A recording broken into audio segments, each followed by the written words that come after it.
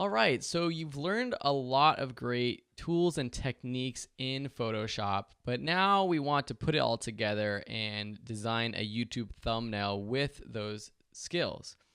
So first I'm going to create my document size. So I'm going to open up Photoshop, click New, and choose the width of 1920 pixels and the height of 1080.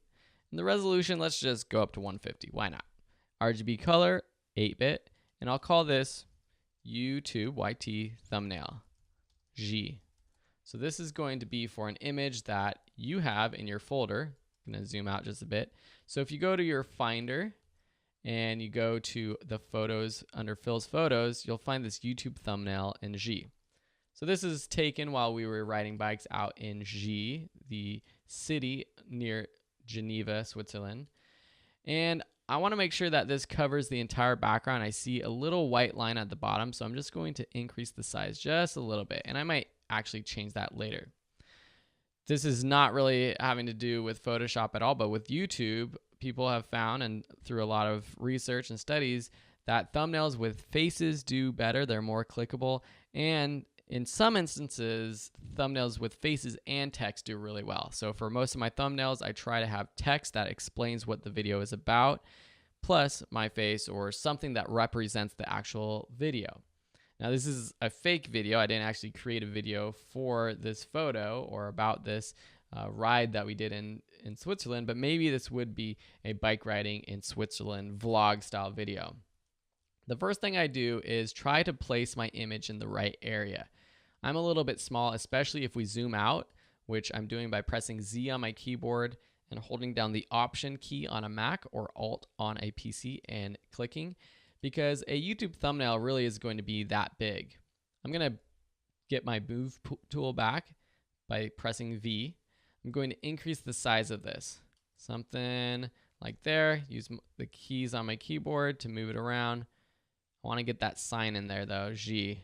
Something like that might be a little bit better for the thumbnail version.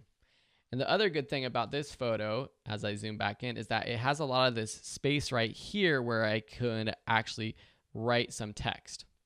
Okay? So the next thing I'm going to do is do that, add some text. I like to add text before I edit the image colors so that the text and the image edits I can kind of make together to make the photo colors and the contrast look good.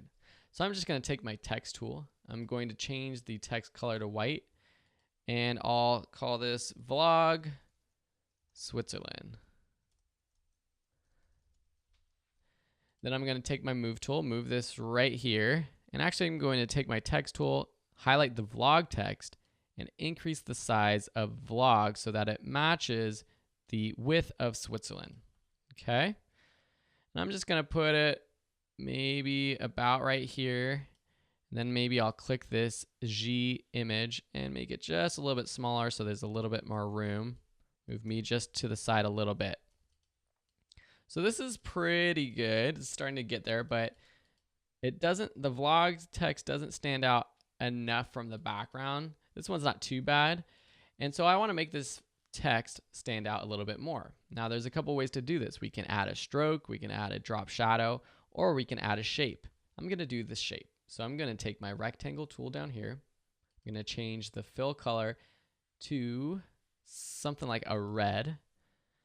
And then I'm just going to click in here and create a bar for the vlog part. Then I'm going to drop this rectangle layer beneath the vlog text. And actually, I want this red color to match the red of this sign and my jacket, which is pretty cool. It's kind of a similar color. This red is a little bit too bright and too saturated. So I'm going to click the fill text. I'm going to click this little color picker right here. This brings up this dialog box. And then my mouse turns into an eyedropper where I can select this color. It picks that color for me, and I can click OK. Now when I click off the fill, this bar is the same color as this sign, or very similar anyways. I'm going to duplicate this bar just by option clicking and dragging down. And while I do that, I'm going to hold shift so it locks it into that place. If I don't hold shift, it can move to the right. If I hold shift, it locks it down. I'm going to make this a little bit smaller, like so. And then I'm going to double click. I'm going to place it by pressing return on my keyboard. Then get my shape layer, click the color, and maybe I'll just pick black. Kind of cool. I like having different layers of color, especially in the background of my text. It's little things like this that make graphics look a little bit more professional. If this was just red like this, yeah, it looks good. But having a couple layers actually looks really good, I think. Now I'm going to just add an adjustment layer to the background to make the colors pop a little bit more. So I'm going to add a levels adjustment, make it a little bit more contrasty. And this actually will affect the red of the sign. So I might have to change the color of this red bar in a sec. Maybe add a little bit of a photo filter to make this a little bit warmer. Warm it up just a bit, see which one I like.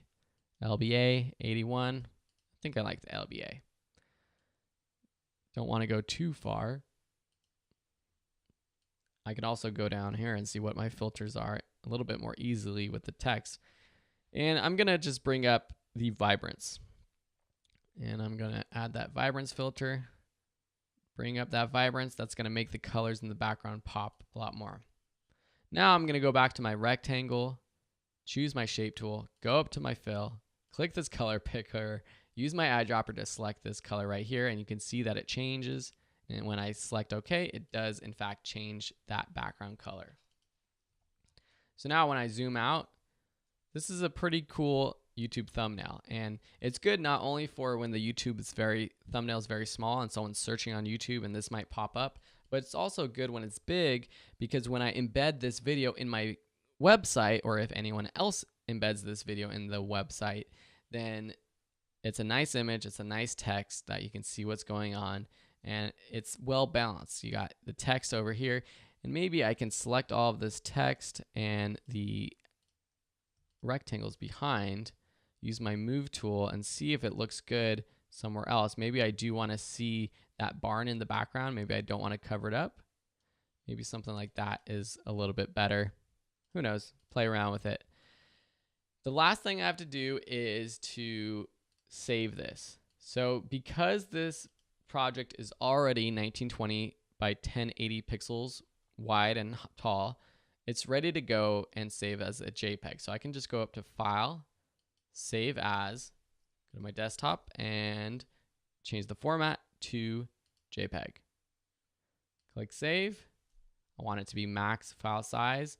Sometimes I drop this down just a little bit, maybe to high, so that the file size isn't too big, because YouTube only accepts thumbnails up to 2 megabytes. So if I click OK, and it's just faster and easier, and the quality is practically as good at a level 9. And then I can just open up this and see what it looks like. Looks pretty good full screen, and when it's small, still looks good. So that's how you would design a YouTube thumbnail. Hopefully walking through this project with me has helped you kind of understand what my process is as I design things. If I am working on more intricate projects, I am more aware of my naming and my grouping of layers in here so that it's easy to find things if there are a lot more layers. But for quick projects, just bam, bam, bam, add text, layers, images, adjustments, and we're good to go. Thanks so much for watching. I think it's time to take action for you. So go ahead and either with this image or one of your own, design a YouTube thumbnail and post it to the course so that I can check it out and the rest of the students can see it too. Thanks for watching, and we'll see you in the next lesson.